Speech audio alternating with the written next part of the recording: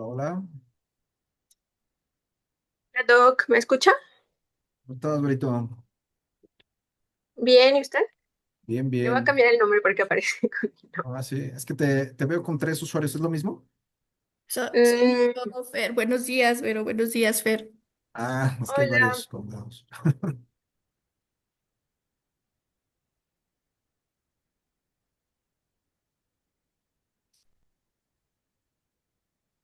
hola Marta, buenos días.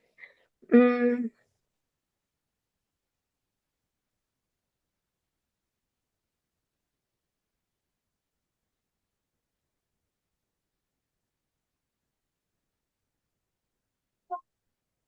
Entonces, manita, necesitan inyectar a la señora con complejo B. ¿Puede venir a las 12? A las 12, a las 11 y cachito, para que le pongan la inyección. ¿Sí? Le tomes complejo B. ¿No? Señora, sí, sí. Sí, muy fácil.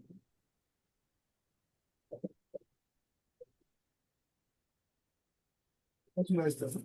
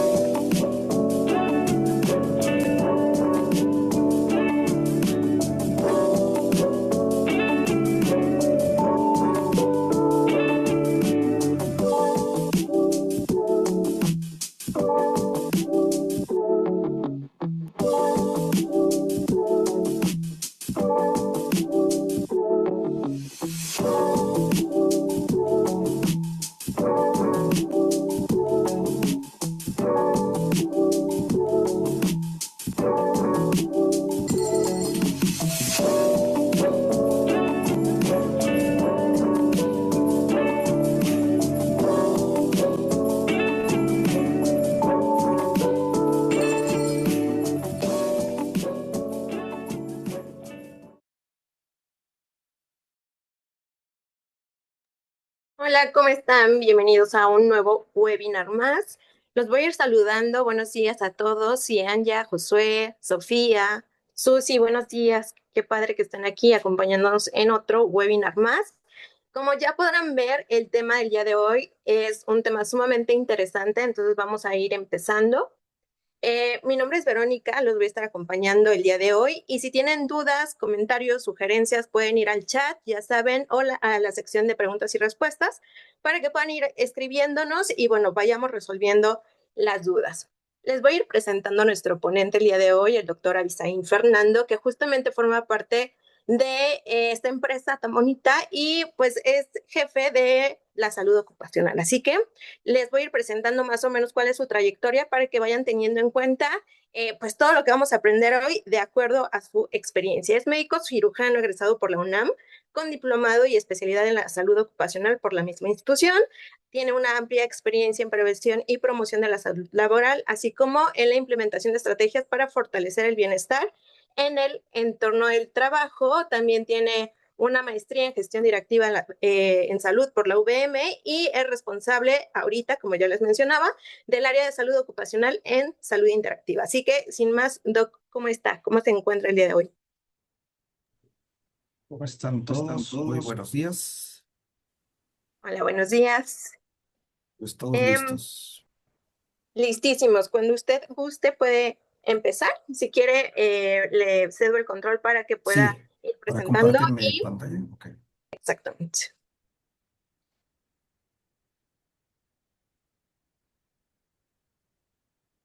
No me permite, ¿eh? Deme un segundito, ahorita le hago. em, Listo. Ahora sí puede. Ya.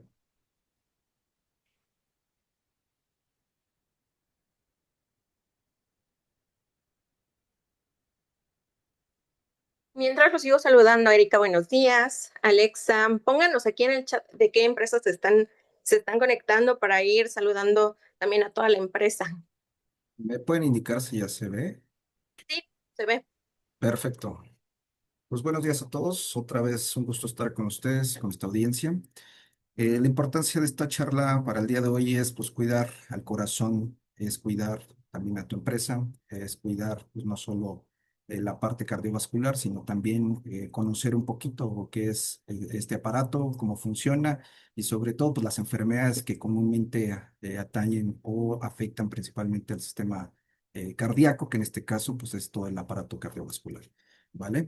Vamos a ir hablando un poquito con términos muy sencillos. El chiste es de que se lleven cosas útiles, cosas que les sirvan, sobre todo cosas que les ayuden, sobre todo a prevenir este tipo de enfermedades, ¿vale?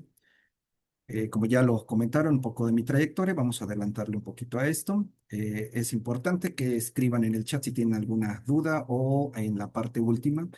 Vamos a dejar unos minutitos para que aclaremos alguna duda al respecto, ¿vale?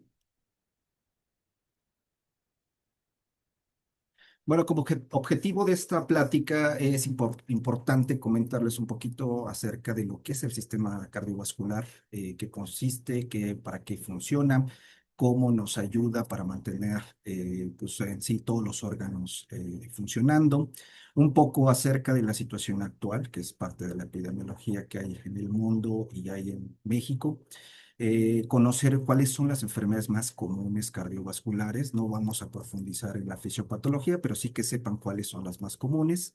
Hablar de factores de riesgo, que esto sí es muy importante que lo conozcan y sobre todo que se lleven esta información, saber cuáles son los modificables, cuáles son los no modificables y sobre todo, pues qué estrategias podemos hacer tanto en la organización y de carácter personal para prevenir y promover pues, la salud cardiovascular, ¿vale?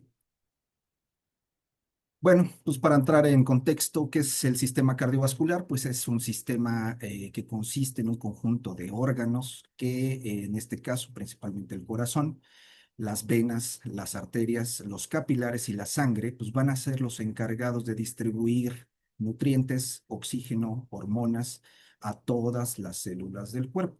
Y también algo que va a hacer es pues, recolectar toda esta sangre que ya ha sido utilizada por estos órganos para volverla a reciclar y volverla a mandar al corazón y se vuelva a hacer el proceso.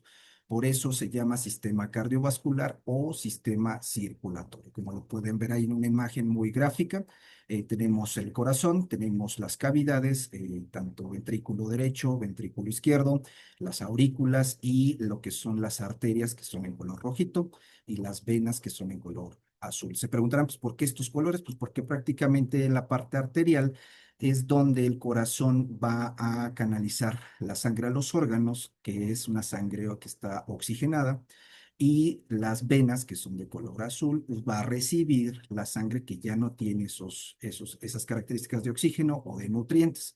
Por eso es esa coloración. Entonces, para que les quede un poquito más claro ahí el contexto del aparato cardiovascular. Bueno, pues un poco para saber parte de las características de estos órganos, pues el corazón es el órgano principal, ¿no?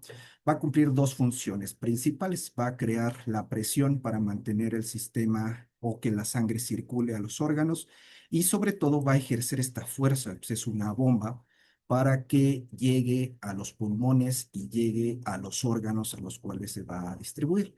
Entonces, en sí esa es la función principal. Tiene un peso aproximado de 250 a 300 gramos, tiene casi el tamaño de un puño cerrado en un adulto promedio. Prácticamente va a bombear 5 litros de sangre por minuto. ¿Qué quiere decir esto? Que al día va a ser más o menos 7.200 litros. Aproximadamente en un año son 2 millones de litros de sangre lo que bombea, ¿no? Es un músculo, es el más activo que tenemos y nunca descansa, es totalmente autónomo. ¿Qué quiere decir esto? Que si yo lo sacara incluso del cuerpo por unos minutos, seguiría latiendo por esta autonomía que tiene, por la manera en cómo es la estructura eléctrica del corazón, ¿vale? En un adulto promedio, la cantidad de sangre que tenemos es de 5 litros. La red de venas, de arterias y de capilares, si las extendiéramos a lo largo de una cinta, podemos alcanzar los 96.000 kilómetros. O sea, son datos nada más de similitud, digo, realmente para que vean el alcance y la importancia, pues, de todos estos órganos, ¿no? Las arterias son los vasos más gruesos. Aquí esa característica es porque van a recibir la presión y tienen que contenerse. Entonces, por eso la característica es que sean rígidos, sean un poquito más duro la consistencia, a diferencia de las venas, que es un poquito más anchos y más flexibles, ¿no? Y los capilares prácticamente es el término donde se hace el intercambio. Este intercambio, pues, son de moléculas, en este caso moléculas de oxígeno, en este caso nutrientes, en este caso ciertas células que, pues, ayudan a que funcionen estos órganos o tejidos, ¿no? Entonces, este es prácticamente en qué consiste el sistema cardiovascular y vean la importancia que tiene cada uno de ellos. Para saber un poquito en qué estamos ahorita, con cifras actuales a nivel mundial, de acuerdo a la OMS, hay 17.9 millones de vidas que se perdieron tan solo en el 2024 a causa de enfermedades cardiovasculares. 4 de cada 5 defunciones son producidas por infartos o por accidentes cerebrovasculares. Acuérdense que el infarto, pues, es porque ya hay una obstrucción total de esta tubería que va directamente al corazón y, pues, genera muerte del tejido, ¿no? Y en la parte cerebrovascular, pues hay una hemorragia o hay también una obstrucción directamente de un vaso, pero a nivel cerebral. Y esto ocasiona, pues, los eventos cerebrales. Una tercera parte de estas defunciones se considera que son prematuras en menores de 70 años, ¿no? Entonces vean la importancia. Si lo trasladamos a México, tan solo en el primer semestre de 2024 hubo 100.710 defunciones. Fue considerada como la primera causa de muerte, todo lo que es enfermedades cardiovasculares, y tan solo aumentaron 12.683 casos a diferencia de 2023. Entonces vean la importancia, vean que sigue aumentando estas cifras y vean esta cifra que les voy a comentar, que son 48.6% de estos adultos mayores de 20 años, pues van a padecer alguna enfermedad cardiovascular a lo largo de su vida. Y esto es, pues, porque hay antecedentes genéticos, hay malos hábitos o hay incluso, pues, ya problemas o enfermedades crónico-degenerativas que también afectan directamente el aparato cardiovascular. Bueno, pues las enfermedades cardiovasculares que quiero que conozcan, que son aquellos trastornos que van a afectar al corazón y a los vasos sanguíneos, en este caso, pues, a las arterias, a las venas. Son la principal causa de muerte en el mundo y en México incluso, y las podemos englobar en estas 7 patologías. Cardiopatía coronaria, acuérdense que es la parte donde hay una alteración en el diámetro, hay una estrechez, hay un bloqueo en las arterias que van directamente al corazón y que generan pues ahí muerte del tejido o alteración directamente del funcionamiento del corazón. La enfermedad cerebrovascular, pues aquí hay hemorragias, hay prácticamente también obstrucciones directamente en el cerebro y esto genera pues esta patología. La enfermedad arterial periférica, aquí realmente hay un cambio en las características de los vasos y esto genera pues que se acumulen placas que después se desprenden y también generan pues eventos isquémicos.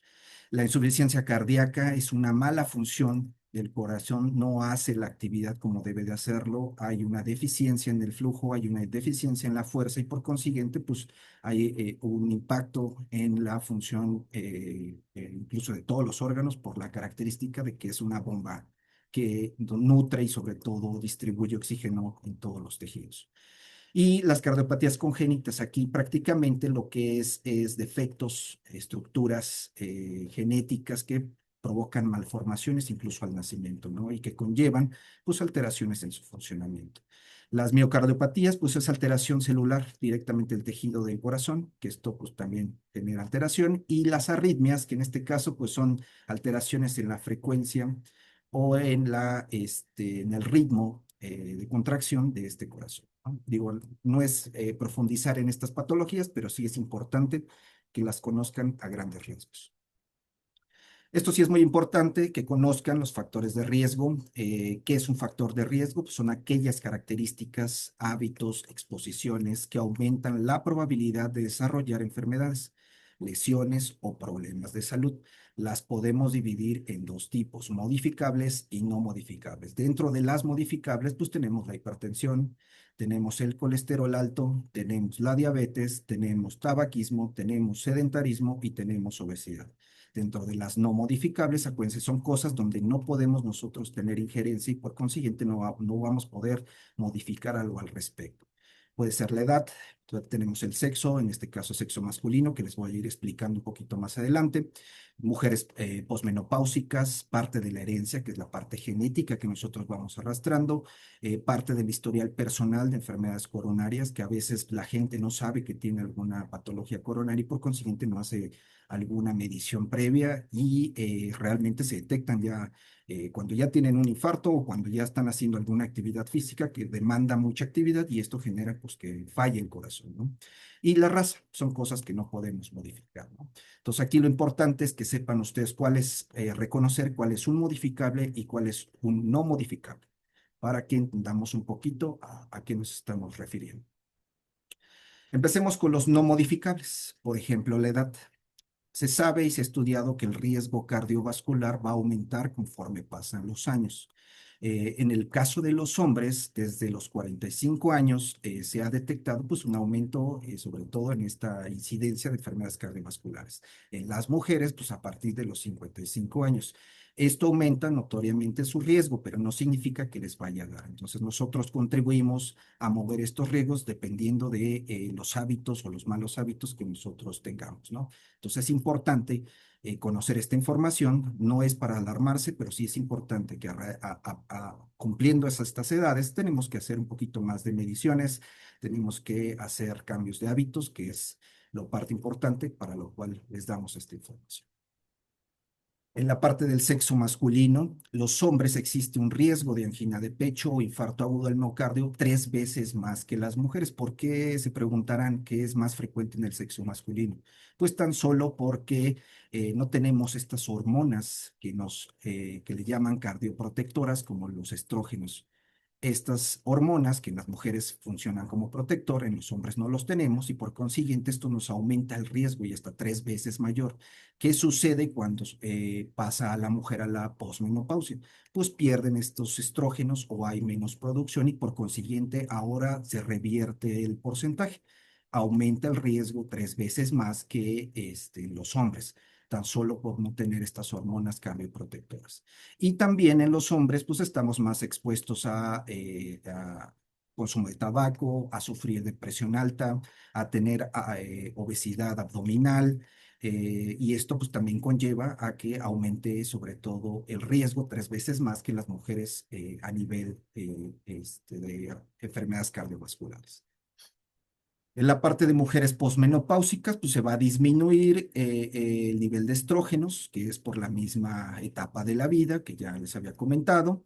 Esta posmenopausia hace 10 años empezaba a los 55. Actualmente la menopausia aparece prácticamente de los 47 a 49 años, o sea, ha disminuido la edad. Entonces es importante que una vez estemos en este periodo de edad, pues empecemos a hacer todo lo necesario para hacernos mediciones, manejo, cuidado, estar atentos y reconocer signos de alarma y sobre todo, pues conocer nuestra historia, ¿no? Nuestra historia de enfermedades, sobre todo, para que podamos prevenirlas y sobre todo evitar estos riesgos. En cuanto a la herencia, pues acuérdense que es algo que no podemos cambiar, es prácticamente la parte genética que nosotros vamos arrastrando, tiene que ver y tiene mucha injerencia, sobre todo los descendientes de línea directa, mamá, papá o abuelos de carácter de la parte materna como de la parte paterna. Se debe tener en cuenta los antecedentes familiares de enfermedades cardíacas. Es muy importante que si nosotros contamos con familiares de línea directa con estos antecedentes, pues empecemos a hacernos también este tipo de estudios, no sé, como un electrocardiograma, analizar nuestra glucosa, analizar nuestros triglicéridos, nuestros colesterol, para saber si no estamos ante un probable riesgo adicional, ¿no? Ya por tener a un familiar directo, pues con alguna enfermedad de este tipo. Y algunas patologías cardíacas se desarrollan o van a desarrollar mutaciones genéticas. Prácticamente esta mutación pues va a generar problemas hasta del desarrollo de la estructura del corazón desde el inicio, ¿no? Desde el nacimiento. Y por ende, pues esto nos hace como factor de riesgo para padecer enfermedades cardiovasculares. Algo muy importante, pues sí, conocer la historia personal de enfermedad cardíaca, detectarla, o se ha encontrado que pacientes que lo sufren de manera temprana, en la niñez o en la adultez joven, pueden presentar sobre todo mayor riesgo de padecer más adelante toda esta parte de enfermedades del corazón, sobre todo problemas isquémicos. Algunas otras patologías que pudieran hacerlo más frecuente que padezcan estas enfermedades de corazón, pues son las enfermedades autoinmunes, las enfermedades inflamatorias, como el lupus, como diabetes tipo 1, por ejemplo, enfermedad renal crónica, a veces que los pacientes no funcionan correctamente sus riñones y constantemente están teniendo ahí situaciones, eso también los hace con una incidencia mayor a padecer enfermedades cardíacas. Y sobre todo el síndrome metabólico. El síndrome metabólico, acuérdense que va encaminado a tener glucosa elevada, presión elevada, triglicéridos o colesterol elevado y obesidad. Esto es parte del síndrome metabólico. Entonces, si nosotros estamos ante ese tipo de situaciones o indicadores alterados, pues seguramente estamos aumentando nuestro riesgo.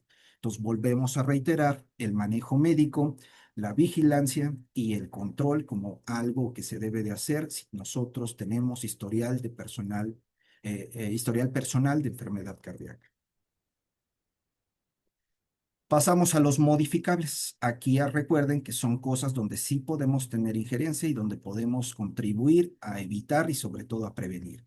Por ejemplo, el tabaquismo es una de las causas principales de enfermedad cardiovascular. Va a provocar una de 4 muertes debido a esta enfermedad. Incluso los fumadores pasivos pueden sufrir cardiopatía coronaria y accidentes cerebrovasculares. Ustedes se preguntarán, ¿pero por qué el tabaco produce este nivel de riesgo y está colocado entre los más principales de los modificables? Pues porque el tabaco pues, tiene muchos químicos que van a dañar directamente al corazón y a los vasos o la microcirculación, que en este caso son los capilares, que va a promover pues, la generación de arteriosclerosis, que es las placas de grasa directamente en las arterias, y por consiguiente pues, la formación de coágulos en la sangre, ¿no? Y estos coágulos, aunado a una presión elevada, pues, o a una frecuencia elevada, pues pueden ocasionar pues, que salga una hemorragia, un evento vascular cerebral o incluso pues un infarto, ¿no? Entonces vean la importancia pues de dejar el tabaco y el impacto que tiene si nosotros lo seguimos utilizando. Modificables tenemos pues, la hipertensión arterial. Acuérdense que es una enfermedad silenciosa. ¿Qué es lo que trato de mostrar en esta tabla? Es de que conozcan los valores actuales de la Asociación Americana del Corazón. Es una tabla realizada en el 2025 donde ya hubo modificación de los criterios. Aquí lo importante y lo que quiero que se lleven es que conozcan cuáles son las cifras por las cuales ustedes tienen que guiarse. Para una persona normal, ya incluso los criterios bajaron. Ya está en menor a 120 en sistólica y menor a 80 en diastólica. ¿Qué quiere decir esto? Que si nosotros salimos en una medición de 120-80, ya está como un criterio de presión elevada. Entonces, vean la importancia de que tengamos unos controles más precisos y sobre todo más idóneos para que tengamos la certeza de la toma que se realiza. En la cuestión de la presión elevada, pues va a comprender de los 129 para la sistólica a menor a 80. Y ya los casos donde hay hipertensión la está dividiendo en etapa 1 y en estadio 2 o estadio 1 o estadio 2. Estadio 1 va de los 130 a los 139 para la sistólica y de 80 a 89 para la diastólica. En el caso del estadio 2, todo lo que se ha comprendido mayor o igual a 140 y mayor o igual a 90. Pues vean la importancia de estas cifras que se comentan. Ya los criterios han cambiado, incluso se modifican año con año y esto se va modificando pues, por toda esta situación de factores de riesgo que se están presentando, incluso ya hay controles más estrictos y esto es para que el paciente no llegue a estos estadios 2 o 3 donde realmente pues ya la presión está súper elevada y por consiguiente ya tiene incluso hasta repercusión clínica. Entonces es importante que si estas mediciones no las realizamos en casa, no las realizamos en el lugar de trabajo, pues se lleve un control de manera frecuente, tengamos registros y sobre todo pues, apóyense del personal de salud, ya sea de la empresa o algún personal de salud que sea de su confianza, ¿no? Para que sobre todo si están teniendo estas cifras ya con alguna alteración, pues podamos acudir a hacer algo respecto a esas cifras, ¿no? Empezar a mejorar los hábitos alimenticios, empezar a medirse más frecuentemente, empezar a checarse todo esto que les comentaba de los lípidos en la sangre y sobre todo, pues con esto contribuir a que estas cifras bajen, ¿no? Y sobre todo la actividad física, que es muy importante. En la parte de colesterol, acuérdense que hay dos tipos de colesterol, el bueno y el malo. El bueno le llamamos al HDL, el malo le llamamos LDL, que es de baja densidad.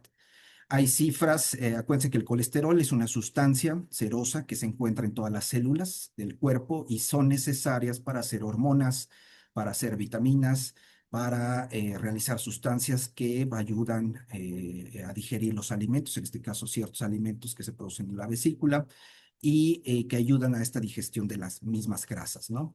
Para que entiendan más o menos las cifras, el colesterol malo debe estar o no debe de sobrepasar los 160. En el caso del colesterol bueno, para las mujeres debe de ser mayor de 50 y en los hombres mayor de 40. Entonces, ya sea que lo vean en sus estudios de laboratorio con el colesterol, tanto bueno como el malo, o como vean el total. El total, pues, debe de ser no más de 200 miligramos sobre decilitro. Y en la parte de los triglicéridos, que son otro tipo de grasita, que estos son provenientes de los azúcares, el valor normal pues, debe estar por debajo de los 150. Esto es importante que ustedes lo tengan bien preciso porque son a veces estudios muy básicos que a veces les pedimos nosotros como médicos y ustedes deben de conocer pues más o menos a qué nos hacemos referencia cuando les decimos que están altos o están bajos, ¿no? Acuérdense que hay un colesterol bueno, hay un colesterol malo. Es importante que el colesterol malo sea más bajo y que el colesterol bueno sea más alto, que es lo que nos va a ayudar a evitar pues, que se acumulen las arterias y por consiguiente nos genere alteración en el flujo o en la característica del vaso, ¿no? Entonces es importante que tengan esta información. ¿Cómo es que se eleva tanto el colesterol malo o como los triglicéridos?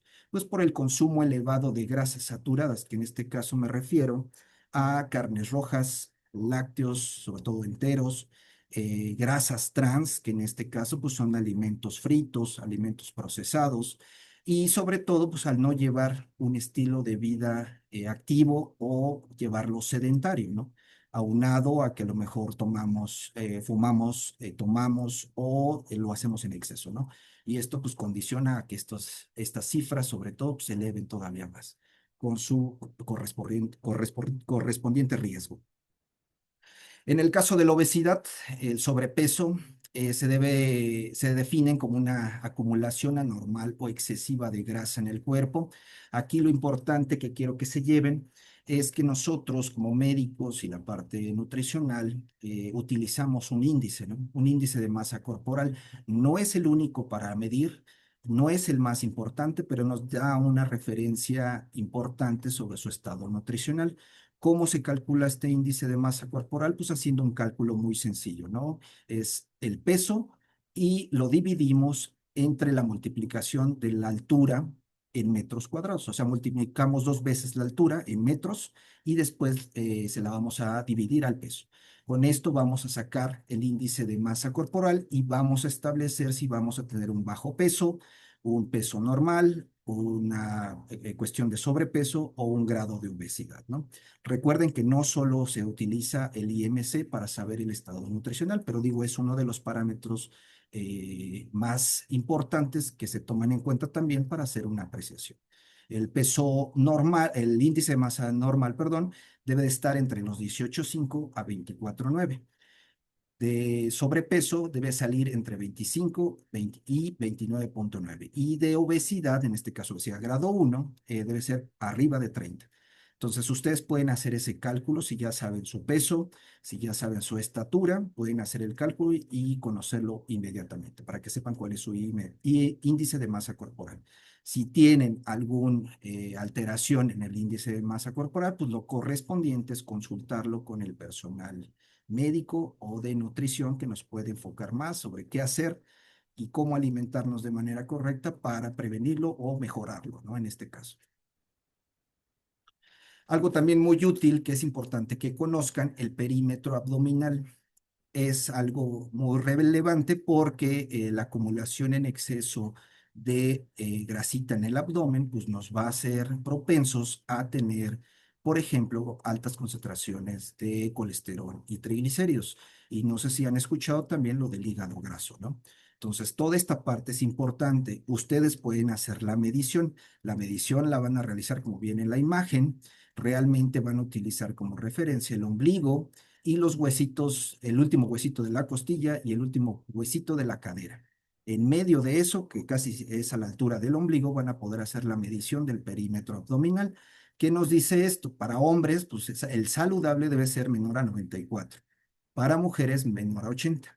Un índice alto para hombres debe estar comprendido entre los 94 y 102 centímetros. Para mujeres, entre los 80 y 88 y muy alto, mayor a 102 y en hombres y mayor a 88 en mujeres. Entonces, son mediciones importantes que ustedes ya pueden realizarse, no necesitan hacerlas directamente con personal de salud, pero es importante que las tomen en cuenta, ¿no? Y sobre todo las cifras para saber cuándo estamos ante un perímetro abdominal de riesgo y que nos repercute con otros factores de riesgo adicional, ¿no? La diabetes mellitus.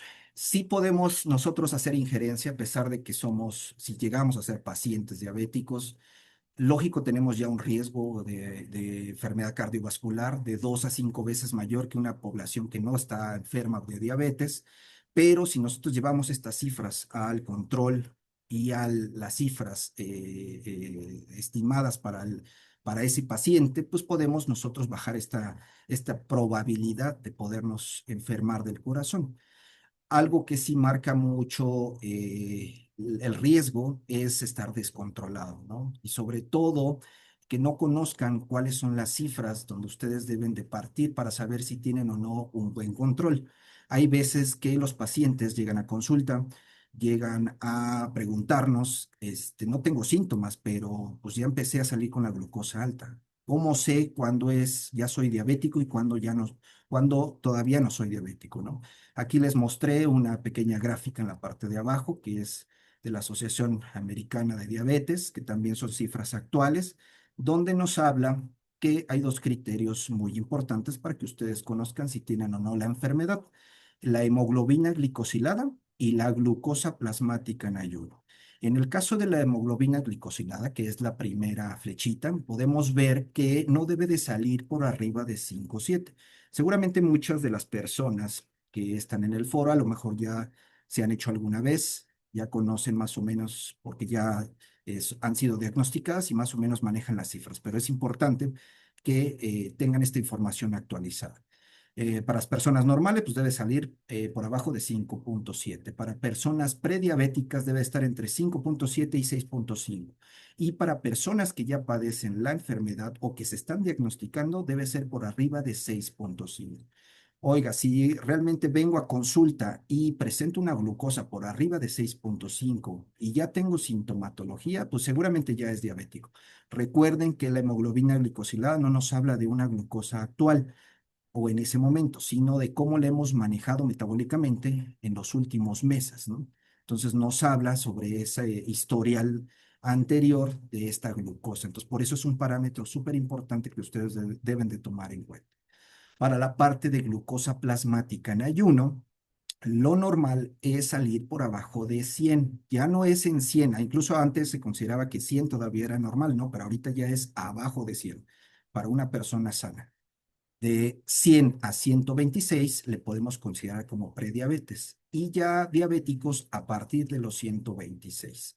Entonces vean que estos criterios ya son más estrictos, al igual que los de la presión, para hacer un diagnóstico temprano, ¿no? Entonces, importantísimo que conozcan estas cifras para que ustedes, si están teniendo alguna elevación, tengan alguna alteración, acudan inmediatamente a su servicio médico o al médico de confianza para que les dé ahí un seguimiento más preciso.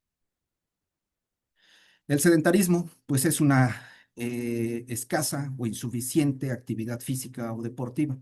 La OMS la va a definir como una actividad física, o más bien la OMS define la actividad física como cualquier movimiento corporal producido por los músculos. Acuérdense esta parte muy importante: la actividad física va a regular y va a ayudar en todo el metabolismo.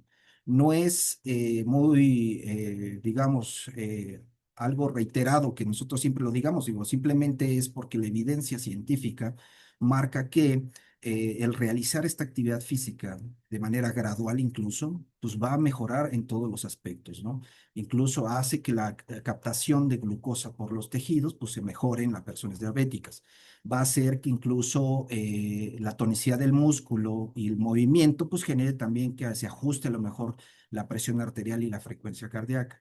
A lo mejor también ayuda al parte del movimiento de los lípidos en la sangre y por consiguiente que estos niveles bajen, ¿no? Entonces es importantísimo que revertamos esta parte de factor de riesgo del sedentarismo y empecemos a movernos, ¿no? Esto es de lo más esencial que se tiene que hacer como medida preventiva para prevenir enfermedades cardiovasculares. La alimentación saludable para el corazón, pues sí es por consiguiente algo sumamente importante y algo que recomienda incluso la Organización Mundial de la Salud. Hay que controlar el tamaño de las porciones. Acuérdense que el tamaño va encaminado a especificar o a conocer la porción específica de la comida y esto lo vamos a definir pues con medidas como tazas, como onzas, como piezas en sí o porciones directamente, ¿no? Comer al menos 400 gramos o 5 porciones de frutas y verduras al día, pues es algo que también está detallado y está estipulado que es algo muy saludable. Limitar el consumo de azúcar libre. Hay veces que en los comedores, hay veces que en el centro de trabajo, pues tienen ahí su azucarero, ¿no? O tienen su salero, que son cosas que ya tenemos que evitar, porque digo, ya hay una medida estricta en la cual nosotros tenemos que apegarnos para evitar el factor de riesgo. Y sobre todo, si ya estamos teniendo alguna elevación de la glucosa y de la presión, pues el que nosotros le pongamos más sal o más azúcar a las bebidas o a la comida, pues nos va a traer ahí problemas para el control, ¿no? Y sobre todo a que estas cifras pues no mejoren. Y sobre todo, pues el consumo de grasas no saludables. ¿Qué grasas no saludables? Pues las grasas saturadas, que en este caso pues son la mantequilla, el queso, la leche entera, carnes rojas, aceites de coco, aceites de palma y las grasas trans, que son alimentos fritos, productos horneados, en este caso galletas, pasteles, pues todo lo que tenga margarina, ¿no? o que estén muy procesadas, en este caso igual hasta las palomitas, ¿no?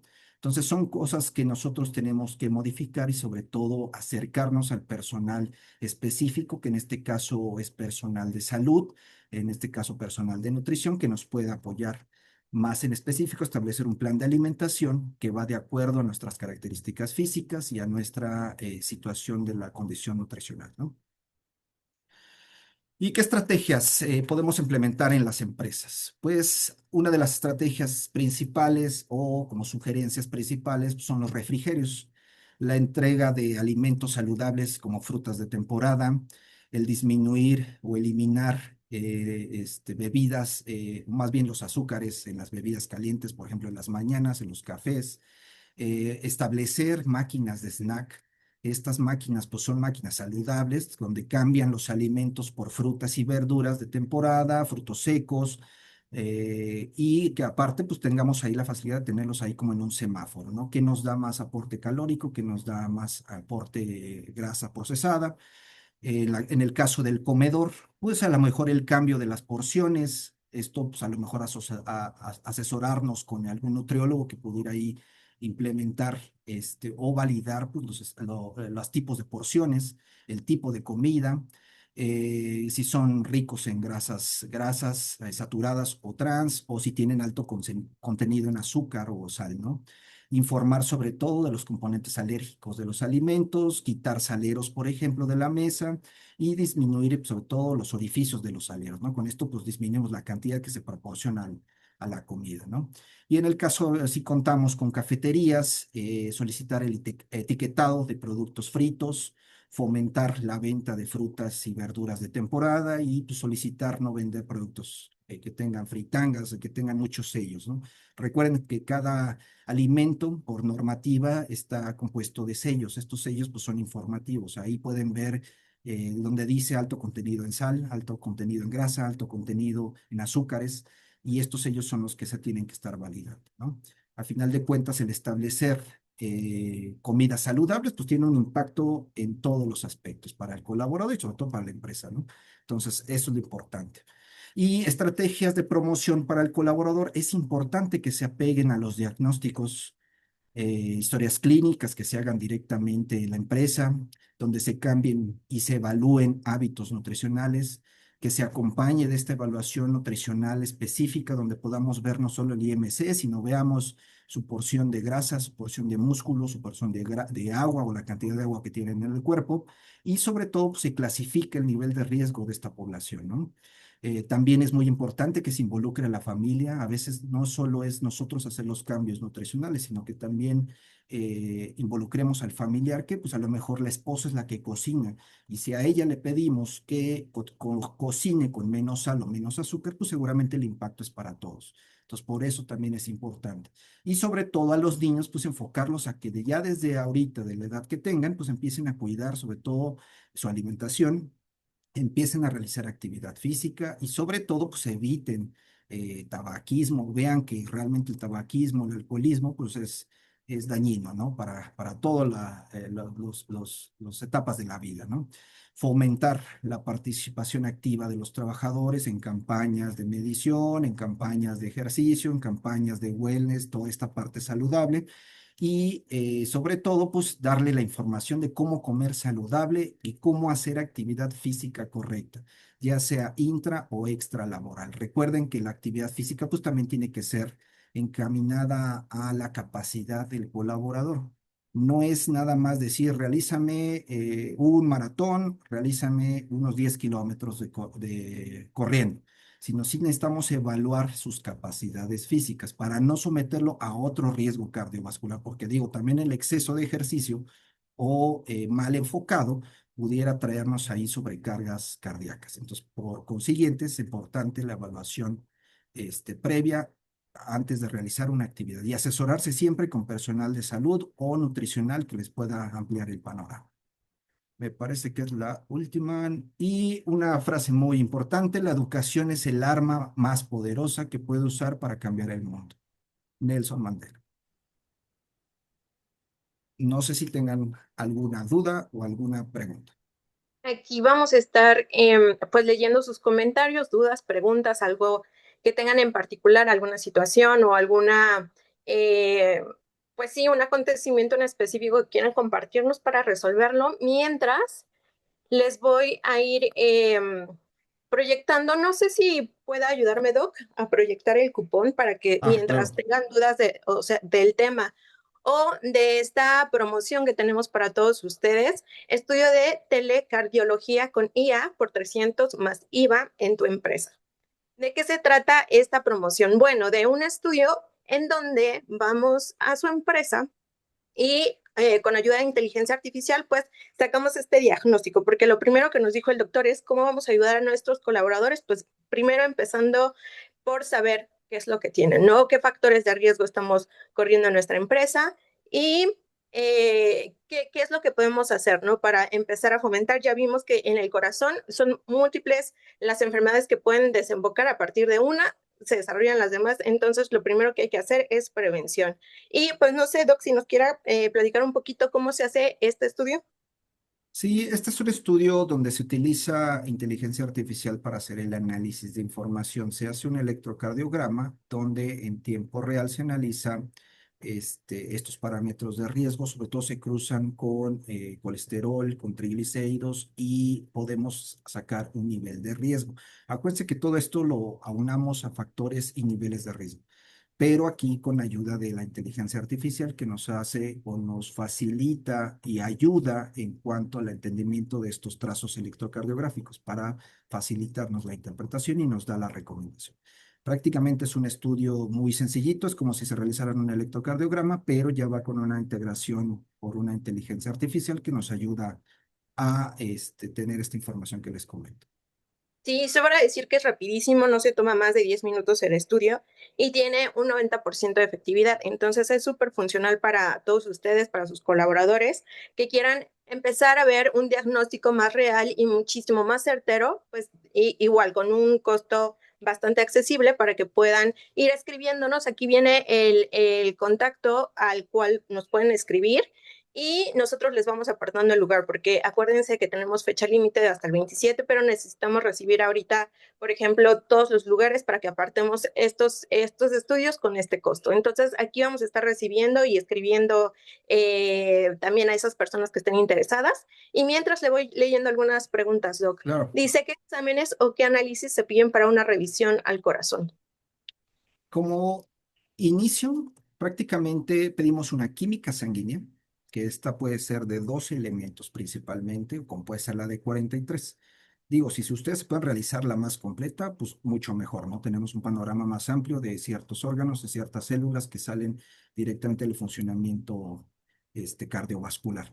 Ese es de inicio. Podemos utilizar también una biometría hemática, un examen general de orina y un electrocardiograma. Esos yo creo que serían los estudios de inicio recomendables. Si ya nosotros tenemos a lo mejor antecedentes de enfermedades cardiovasculares, pues por consiguiente es medir los lípidos, por consiguiente es hacer el electrocardiograma y a lo mejor una prueba de esfuerzo o una radiografía de tórax. Estos estudios ya son más especializados, pero ya van más enfocados a saber cómo funciona el corazón cuando lo sometemos a alguna actividad. Pero de inicio, con que se hagan un electro, la química sanguínea, VH y electrocardiograma, con eso podemos empezar. Ya si desde ahí empezamos a notar que hay elevación de colesterol triglicéridos, pues podemos ya solicitar algunas otras mediciones o basados también en la interpretación clínica. Recuerden que no solo es hacerse los estudios, sino que estos estudios sean interpretados por personal de salud. ¿A qué me refiero a esto? Que una vez que tengan los resultados, pues acudan con un médico para que haga esa correlación clínica, evalúe la parte cardiovascular y también asociado pues, a sus indicadores o analitos que salieron en sus estudios, ¿no? Super, Doc. Nos pregunta Luna, si una persona sufre de mareos o de cambios en la presión, ¿puede ser el corazón? Porque siempre se hace estudios y sale bien. Depende la edad. Muchas veces en personas jóvenes suele haber una llamada hipotensión ortostática, que realmente a veces las personas pues por su complexión delgada, por su complexión con bajo contenido ahí, alimenticio incluso, o sea, no consumen lo que deberían, están teniendo ahí cuestiones de peso o no tienen mucha actividad física, suelen tener este tipo de hipotensiones, ¿no? Pero hay que ver si esta mareo no es enfocada al oído. El oído también funciona para la parte del equilibrio. Entonces, a veces tenemos afectaciones del oído, pues va acompañado de ese mareo, vértigo que nos genera esa sensación incluso desagradable, ¿no? Pero aunado a una valoración de la presión arterial. O sea, si ya tenemos el diagnóstico de padecer presión baja, pues también hay un medicamento que nos ayuda a subir esta presión y mantenerla más equilibrada para evitar esta sensación extraña o de vértigo, ¿no? Entonces, lo importante, pues reitero, pues hacerse las mediciones para sobre todo saber que una vez que ya se detectó presión alta o presión baja, pues tengamos el seguimiento adecuado para equilibrarla, ¿no? Súper, Luna, espero que se haya respondido tu pregunta. Josefina nos pregunta, si ya estoy diagnosticada con una angina de pecho inestable y ya estoy en tratamiento, ¿vale la pena hacerse ese estudio?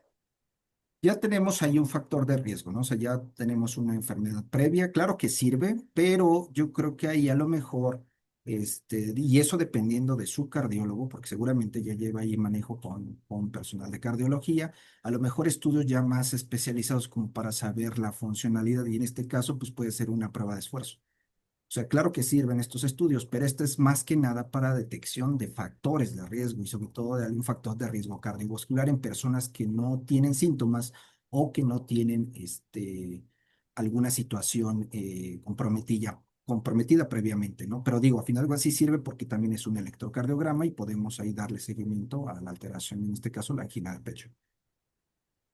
Sophie nos pregunta por acá, ¿cómo podrías atender arritmias cardíacas y qué estudios podría realizar, ya que mi reloj suele mandarme alertas de Claro. arritmias registradas? Ojo con eso, los smartwatch, Apple, Samsung tienen una aplicación o parte de su desarrollo electrónico ya detecta arritmias, pero incluso ahí dice y manda la alerta, que no es, o sea, no es 100% confiable. Entonces, ante la detección alerta de alguna situación ahí, lo primero que tenemos que hacer es nosotros valorar si realmente tenemos esta arritmia, ¿no? La arritmia, acuérdense que es una alteración del ritmo. ¿Cómo lo podemos sentir nosotros? A lo mejor es de que estamos en una situación de reposo o de agitación y el corazón late muy rápido o simplemente late de manera incorrecta, o sea, no lo escuchamos que late sincrónico.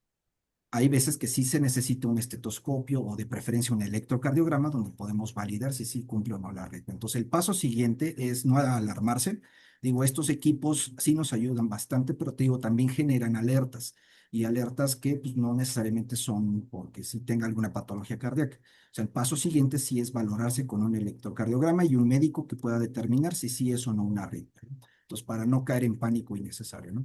Pero sí es importante tomarlo en cuenta, ¿no? Y sobre todo si sucede en situaciones donde nosotros estamos en reposo, donde en teoría el corazón está tranquilo, donde nosotros estamos percatándonos incluso hasta del sonido. Hay veces que en la noche es tan silencioso y el corazón está latiendo rápido y nosotros lo percatamos. Entonces ahí es donde nosotros podemos darnos cuenta de que algo no está bien, ¿no? O que nosotros necesitamos pues, valorar qué está pasando. Perfecto. Por aquí, Rox Herrera y Patti. Creo que la pregunta va más o menos en sintonía.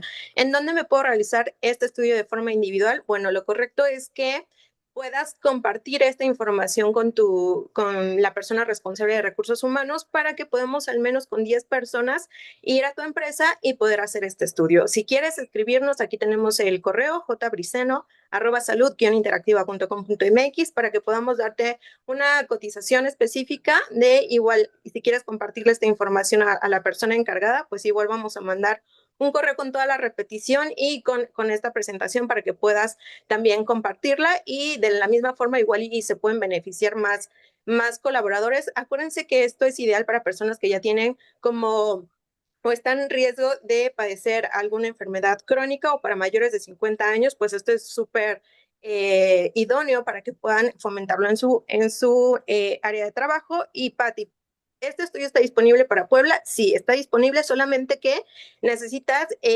pues o acercarte a tu asesor o igual ahorita si nos pones tu correo te mandamos toda la información porque igual puede tener costos diversos, depende de la distancia que nos tome llevar este estudio a tu empresa. Entonces, por ahí si nos pueden escribir su correo por el chat, vamos mandando la información. Nos pregunta Lisbeth, ¿mujeres con la tiroides o hipotiroidismo tienen más posibilidades de enfermedades cardíacas? Sí, en cierta parte y más si no están controladas. La tiroides, acuérdense que genera muchas hormonas que incluso tienen repercusión en todo el organismo. Entonces también va a generar desequilibrio en los lípidos. Entonces, por consiguiente, pues es como un círculo vicioso, ¿no? Si tenemos ahí alteración de algunas hormonas tiroideas, pues van a generar a lo mejor obesidad. Y esta obesidad pues conlleva alteraciones a los hábitos alimenticios y por consiguiente elevación de los lípidos en sangre, ¿no? Que son, eso sí aumenta más todavía el riesgo cardiovascular. Entonces, ¿qué es lo importante aquí? Si tenemos ya una valoración previa por el endocrino o si ya nos hicimos un perfil tiroideo, pues que todos los niveles estén en óptimas condiciones, al igual que los de colesterol y triglicéridos y glucosa, porque las hormonas tiroideas, vuelvo a repetir, pues tienen injerencia en todo el metabolismo, ¿no? Entonces es importante que también estén controladas. Súper bien. Y si Anja nos pone por aquí, ¿los gases del estómago pueden afectar al corazón? Es decir, a veces se siente como una inyección en el corazón ¿qué se recomienda en esa situación? Gases, seguramente de inflamación, a ver si pueden ser más precisos. Ajá, sí, Anja, si quieres escribirnos un poquito más para que podamos Digo, hay resolver tu veces duda. que por la cercanía del corazón y la parte digestiva, pues podemos confundir, ¿no? A veces el principal dolor cardíaco, pues se genera en el pecho, pero pues también tenemos ahí el esófago. Cuando padecemos alteraciones de reflujo, por ejemplo, cuando tenemos problemas gástricos, donde aumenta esta acidez y sube a la parte digestiva, en la parte del esófago, pues confundimos ese dolor en el pecho o esa inflamación, pues con que es algo cardíaco. Digo, lo primero que siempre tenemos que descartar es que sea el corazón, pero no siempre todo el dolor en el pecho es el corazón. O sea, también puede ser la parte digestiva, ¿no? Y más si estamos teniendo pues todas estas partes de acidez o reflujo directamente no controlada, ¿no? Sí, y justo por aquí también nos piden marcas, recomendar marcas de baumanómetros para tener cifras confiables, así como pulseras o anillos inteligentes. Hay muchas marcas, yo les recomiendo los alemanes. Omron, Omron es una buena marca, no es muy caro. Yo lo que sí les recomiendo es que utilicen dispositivos de brazalete. Ya los que son de pulsera, que son baumanómetros que van directamente en la pulsera, yo no los recomiendo, suelen fallar mucho, dar malas lecturas, las baterías se acaban muy rápido, si se caen se descalibran y dejan de funcionar bien. Entonces, cómprense, el mejor es que lo sepan ustedes tomar o que alguien se las tome. Pero si tienen esa dificultad, pues con presión automático de brazalete, donde nada más le puchen un botoncito y les dé la lectura, pero que sea de brazalete. Omron es una buena marca y da buenas lecturas. Digo, acuérdense que cada dispositivo también tiene una vida útil. Si hay que valorar, pues que esté funcionando correctamente, no dejarlos caer. Si utilizan baterías, pues nada más estar cerciorándose de que tengan ahí esa vida útil las baterías para que no nos den malas lecturas.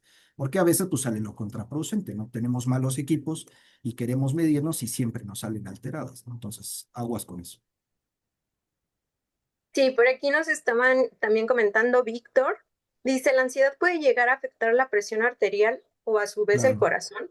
Claro, la ansiedad, pues acuérdense que es es un efecto a veces psicológico, producto de cuestiones externas, producto de situaciones internas, y por consiguiente esta ansiedad pues va a elevar pues, frecuencia cardíaca, va a elevar incluso la tensión arterial, que es el momento a lo mejor en el que estamos sufriendo la crisis, y por consiguiente pues vamos a sentirnos mal, ¿no? Entonces hay que ir desmenuzando poco a poco las cosas, no atacar a lo mejor la presión cuando sabemos que está producida por la ansiedad, ¿no? Hay que ir primero por la ansiedad si es que ya detectamos como factor de riesgo, ¿no?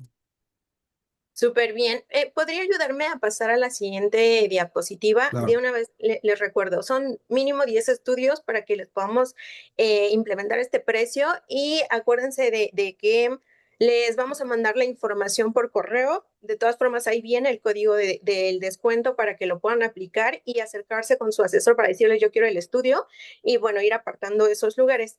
También les voy a pedir su apoyo para que podamos escanear este código QR y nos ayuden a mejorar este tipo de sesiones, porque como bien saben, los hacemos mes con mes, pero nos gusta ir mejorando siempre para ustedes. Entonces nos apoyaría muchísimo que contestan esta encuesta para saber en qué vamos mejorando, en qué les gustaría que toquemos algunos temas y cómo vamos a pues ir puliendo cada vez más estas sesiones para que tanto ustedes como nosotros vayamos aprendiendo los unos de los otros. Así que les pido por favor que escaneen el código y cuando tengan un tiempecito, de todas formas se lo vamos a mandar por correo, nos ayuden a contestar esta encuesta. No sé si haya más dudas, me parece que ya resolvimos pues todas y sin más pues vamos a ir cerrando para que cada quien pueda continuar con sus actividades para que todos tengan un bonito jueves y si les gustó este webinar, váyanos poniendo aquí una reacción, una manita arriba, un corazón, para que nosotros sepamos que pues les agrada. Y sin más, pues le doy muchísimas gracias al doctor Salvati, que como siempre nos está apoyando muchísimo con estas sesiones. Doc, muchas gracias por su participación y pues nos veremos aquí en el siguiente webinar el siguiente mes. Pues muchas gracias a todos. Recuérdense que la parte preventiva es lo más importante. Realmente llévense las cosas valiosas. No es que conozcan toda la fisiopatología de estas enfermedades, pero sí cosas como que sepan identificar la glucosa alta, la presión alta, el colesterol alto. Eso es lo que más me sirve. Entonces, eso es lo importante. Un gusto. Gracias a todos. Bonito jueves. Hasta luego.